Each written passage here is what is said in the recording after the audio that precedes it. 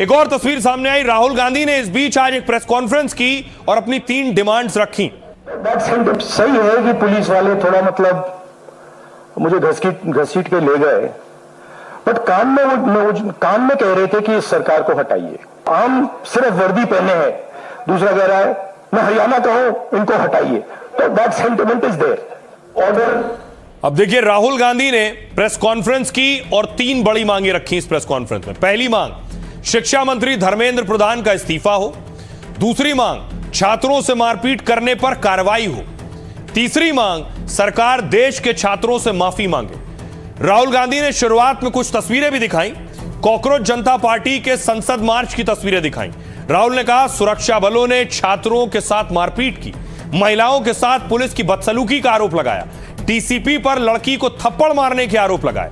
राहुल ने कहा 10 साल में 152 पेपर लीक देश में हुए, इनमें किसी भी मामले में किसी को भी सजा नहीं हुई। राहुल ने कहा नीट का खर्च देश के शिक्षा बजट से ज्यादा है। 1,40,000 करोड़ भारत का शिक्षा का बजट है और 1,32,000 करोड़ रुपए भारतीय परिवार नीट एग्जाम पर खर्च करता है। राहुल ने कहा 7.5 करोड़ छात्र और उनके परिवार इससे प्रभावित हुए हैं। सुनिए राहुल गांधी क्या कुछ कह रहे हैं और जेपी नड्डा क्या कह रहे हैं। धर्मेंद्र प्रधान मिनिस्टर, सबसे पहले आप सिंबल को हटाइए। सुसाइड हुए बच्चों के 152 पेपर लीक हुए, स्टूडेंट्स की पहली मांग ये है, इनको हटाइए। दूसरी मांग, जिन्होंने स्टूडेंट्स पर आक्रमण किया है, पूरी सोशल मीडिया पे हजारों स्टूडेंट्स पे लाठी चल रही है, राइफल पॉइंट हो रही है, तो इन लोगों पर जिन्होंने वायलेंस किया है, हिंसा की है, इन पर एक्शन होना चाहिए। और तीसरी मांग, जो इस पूरे सिस्टम को चलाते हैं, उनको स्टूडेंट से अपॉलोजाइज करना चाहिए रिस्पेक्टफुली कि गलती हो गई, जो हुआ वो नहीं होना चाहिए था, हम अपनी गलती मांगते हैं, कोई बड़ी बात नहीं। हमें इसका राजनीतिकरण नहीं करना चाहिए और इसमें से राजनीतिक लाभ लेना उचित नहीं है। भारत की संसद में विपक्ष के नेता श्रीमान राहुल गांधी जी ने एक प्रस्तुतिकरण दिया और उस प्रस्तुतिकरण में उन्होंने लगभग 150 पेपर लीक के बारे में उन्होंने चर्चा की। ये जांच का विषय है और सरकार एक जिम्मेवार सरकार है, इसलिए निश्चित रूप से हर एक बात का जवाब जांच के साथ साथ जनता के सामने, देश के सामने दूध का दूध और पानी का पानी रखेगी। राहुल गांधी छात्रों के साथ जो मारपीट हुई उसका सवाल उठा रहे थे। जेपी नड्डा कह रहे थे कि राहुल गांधी का ये राजनीतिक एजेंडा है। दूसरी तरफ पटना में लेफ्ट का स्टूडेंट विंग और प्रदर्शन कर रहे थे, सड़कों पर उतरे थे छात्र।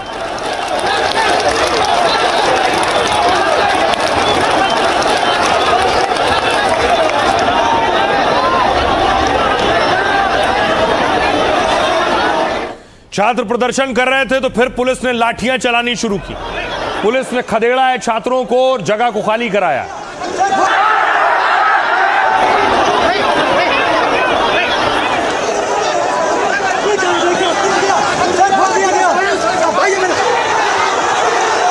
गिरेगा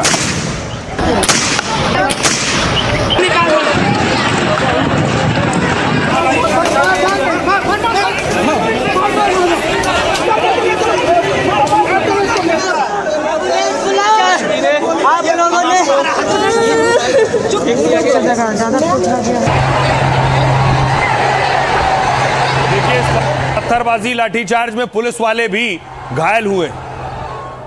तो ये पटना में हो रहा था। दूसरी तरफ दिल्ली में जहां प्रदर्शन हो रहा है, वहां मनोज जरांगे पाटिल पहुंचे हुए थे। मराठा आरक्षण के अगुआ और चेहरा दीपके के मंच पर थे।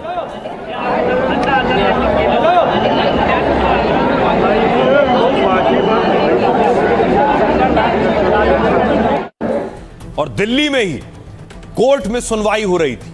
दिल्ली में छात्रों के साथ मारपीट हुई, जो हिंसा हुई उस पर सुनवाई हो रही थी। कॉकरोच जनता पार्टी के प्रदर्शन में लाठीचार्ज पर सुनवाई हुई। जंतर मंतर से सोनम वांगचुक को जबरन हटाने जाने पर भी सवाल हुए। याचिकाकर्ता के वकील पहुंचे, उन्होंने कहा सोनम वांगचुक को हटाते समय पुलिसकर्मियों ने स्थानीय गुंडों जैसा व्यवहार किया। उन्होंने ना तो वर्दी पहनी थी और ना ही कोई बैच लगाया था। उन्होंने वांगचुक के साथ मौजूद सभी प्रदर्शनकारियों की पिटाई की। पूरे रास्ते वांगचुक को सफेद चादर से ढका गया। यह एक शांतिपूर्ण विरोध प्रदर्शन और भूख हड़ताल थी। Additional solicitor general SV Raju खड़े, उन्होंने कहा केंद्र सरकार की ओर से एसजी एसवी राजू ने दलीलें रखी। कहा सोनम वांगचुक और उनकी पत्नी ने ऐसी कोई शिकायत नहीं की है। इस याचिका को खारिज कर देना चाहिए। यह याचिका सिर्फ पब्लिसिटी पाने के लिए दायर की गई है, जिसे तथाकथित शांतिपूर्ण आंदोलन कहा जा रहा था। ऐसे वीडियो मौजूद हैं जिनसे पता चलता है कि पुलिसकर्मी घायल हुए, भीड़ बेकाबू हो गई और हिंसा पर उतर आई। ऐसे वीडियो भी हैं जिनमें भीड़ को पत्थर फेंकते देखा जा सकता है। कोर्ट ने कहा आप कैसे कह सकते हैं यह पब्लिसिटी के लिए दायर याचिका है। हाई कोर्ट ने दिल्ली पुलिस और केंद्र सरकार को नोटिस जारी किया। 4 हफ्ते में जवाब मांगा है। सीसीटीवी और दूसरे रिकॉर्ड सुरक्षित रखने के निर्देश दिए। 11 सितंबर को मामले की अगली सुनवाई होगी।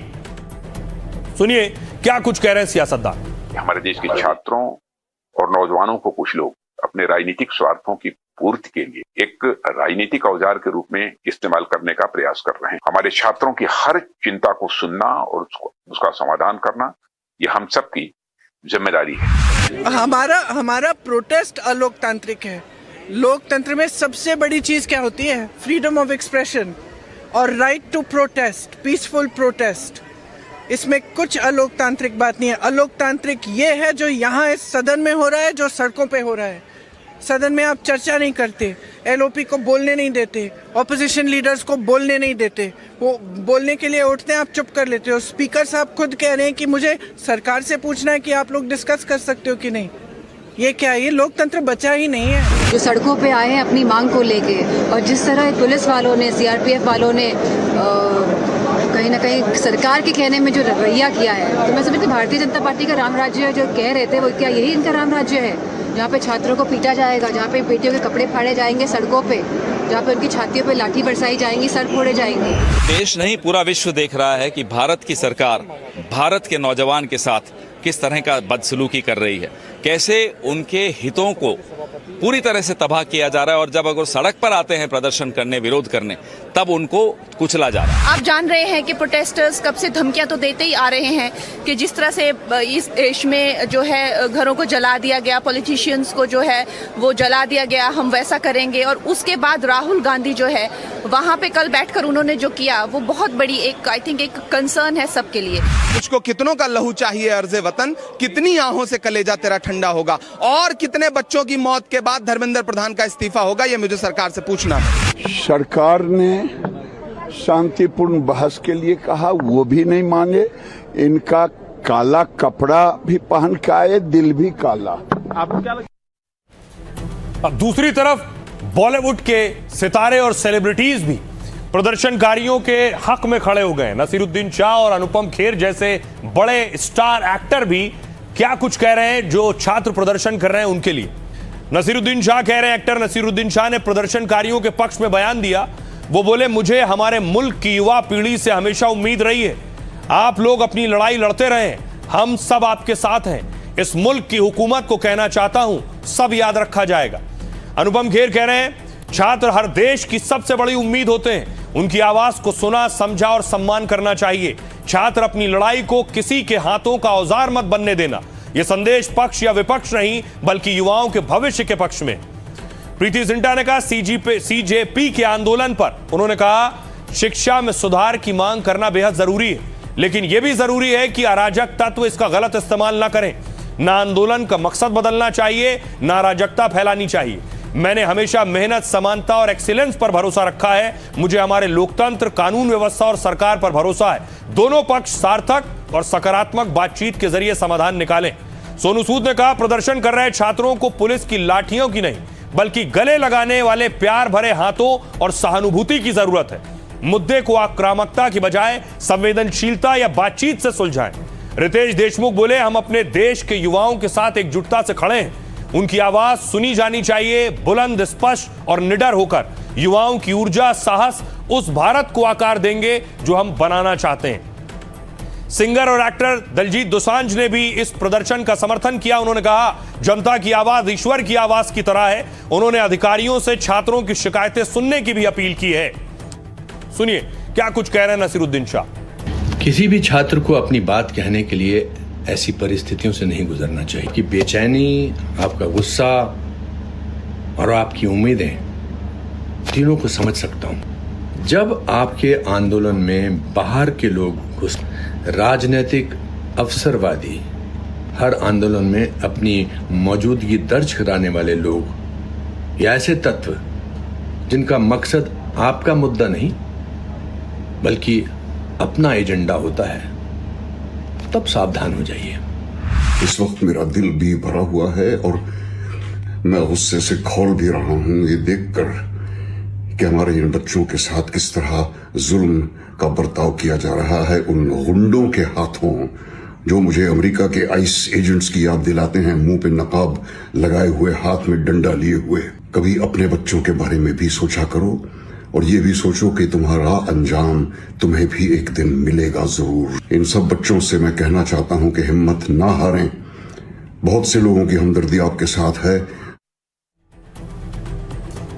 और इस बीच सेलिब्रिटीज आकर खड़े हुए प्रदर्शन करने वालों के साथ और प्रदर्शनकारियों की टीम से विजेता दहिया की छुट्टी हो गई है। खाते हुए उन्होंने एक वीडियो बनाया था। भूख लगी है, उसका बर्गर खाने का मन हो, मैंने बर्गर क्यों खाया, आज का बड़ा मुद्दा है। तो कोई भी इंसान पर, यानी एक तरफ प्रदर्शन हो रहा था, विजेता दहिया बर्गर खा रहे थे, उसके बाद देखिए किसी ने वीडियो बनाया उनका। ये विजेता दहिया जो कॉकरोच जनता पार्टी के बनते हैं, स्टूडेंट्स ने मार खाई, इनके स्टूडेंट में, इनके चक्कर में स्टूडेंट्स ने मार खाई और ये घूम रहे। बता अब कहाँ है तेरी ममता? अरे तू वहां पर क्यों नहीं है? अगर मेरे घर का बंदा, अगर तू उनको अपना मानता है, तू वहां पर क्यों नहीं था? अरे तू अभी यहाँ पे क्या कर रहा है? तू अभी यहाँ पे क्या कर रहा है बता मेरे को, अभी क्या कर रहा है यहाँ पे तू? अगर वो तेरे अपने हो। तो सोमवार को संसद के करीब इलाकों में जोरदार हंगामा चल रहा था। धर्मेंद्र प्रधान के इस्तीफे की मांग को लेकर सीजेपी ने संसद मार्च निकाला था और पुलिस ने प्रदर्शनकारियों पर लाठीचार्ज किया, आंसू गैस के गोले भी दागे। इस दौरान सोशल मीडिया पर एक वीडियो तेजी से वायरल होने लगा जिसमें सीजेपी के प्रवक्ता रहे विजेता दहिया जंतर मंतर के पास बर्गर खाते दिखे। वीडियो में कोई उनसे सवाल भी करता है प्रदर्शनकारियों के साथ क्यों नहीं, तो वीडियो में उनका जवाब था भूख लगी थी, मैंने किसी का ठेका नहीं ले रखा है। वीडियो वायरल होने के बाद सीजेपी ने विजेता दहिया को प्रवक्ता पद से हटा दिया। विवाद बढ़ने के बाद विजेता दहिया ने बर्गर खाने पर अपनी सफाई दी। उन्होंने कहा क्योंकि मुझे बहुत भूख लगी थी, मैं 2 रातों से सोया नहीं था और जब आप कुछ अच्छा खाते हैं तो आपका मन अच्छा हो जाता है।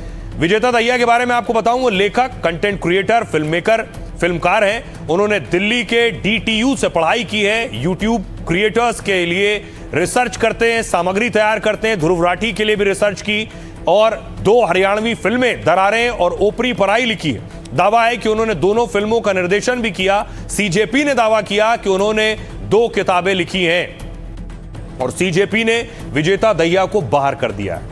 बहरहाल आज के लिए इतना ही। आप अपना और अपनों का बहुत बहुत ख्याल रखिए। रुकना एक छोटे से ब्रेक के लिए।